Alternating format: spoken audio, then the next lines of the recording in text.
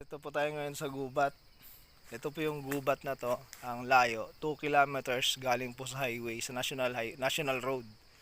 Na hindi mo akalain na darating yung time na ito iuunlad ng lugar na to.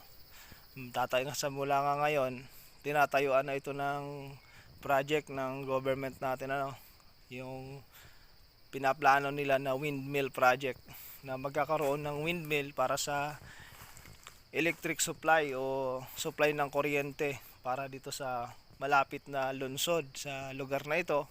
At ngayon nga po kasalukuyan na ginagawa, inuumpisahan na, at ito po yung mga makinarya nila.